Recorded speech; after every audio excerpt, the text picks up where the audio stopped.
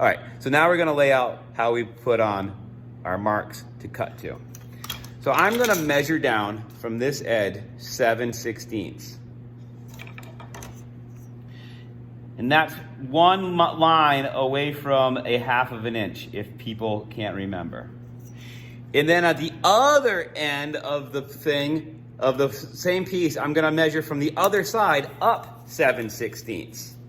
Now this is important to do all at once because it helps keep us track and helps prevent us from making the cuts on the wrong side. Remember, the long cut has to be on the bottom on this side and the top on this side, or vice versa, but they have to flip, okay?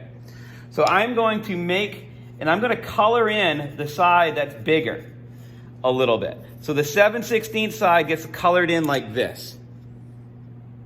And that way I can look and I can see that I am on opposite ends away from each other with a colored end there. The colored end is the part that needs the sharper angle cut back on it. So I'm gonna lay that out first. Now make sure that you don't accidentally go beyond where our mark is. The bottom of where this dark part is where I wanna line my saw up.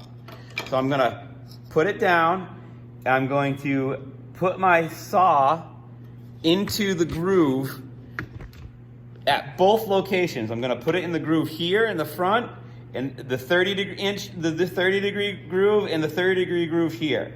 And all I'm gonna do with the 30-degree one is make a mark or a line. The 30-degree one is really hard to work with on the miter box because it's so long of a cut. But if you can see right here, I made a line where my saw can fit into. And now I'm gonna take my saw blade and I'm going to cut on that line. And I'm gonna do my best to keep my saw nice and vertical. And I'm gonna hold it. And again, I have red oak, which is way more difficult to cut than the pine and poplar that I gave you guys. So do not get discouraged by how much work I am putting into this. It is much easier for you guys. You guys would already be done a couple minutes ago. All right, so there we go. There's our first cut. Next, I take it and I flip it around. So I take it and I flip it around so this cut part is facing towards me, and I put it back into my miter box. I put my saw blade into the 60-degree cut area, and I line it up right at the end of my cut. So right at the point of that angle that I made, and then I cut back down again. And there I go. I have my dual angle cut, my compound miter cut.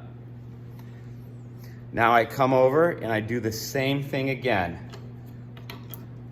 I'll line up my 30-degree groove. I'll put my saw into the groove on both sides, line it up so the blade just barely passes over where that mark hits the end of the wood. And that's where it is. If you notice, right where the mark hits the end of the wood, right here is where we need to have it start cutting. So right where that mark hits the end of the wood is my sweet spot.